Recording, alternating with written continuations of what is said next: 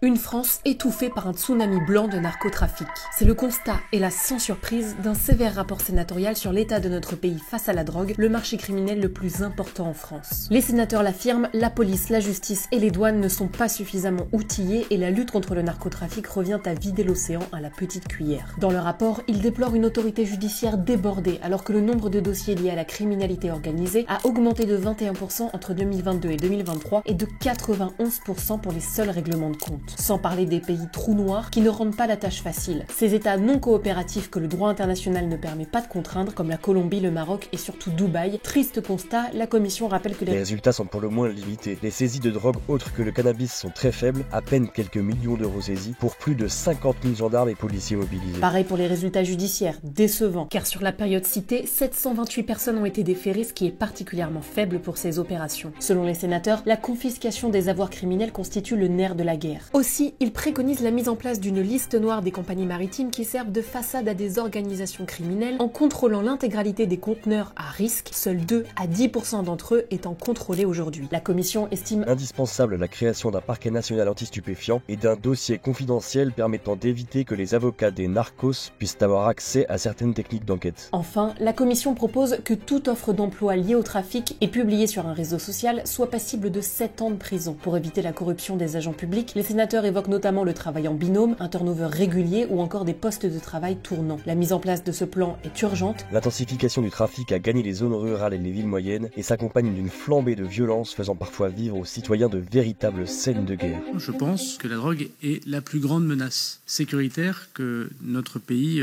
connaît, va connaître. On pourrait dire que le terrorisme est notre menace principale. Le terrorisme fait moins de morts que la drogue.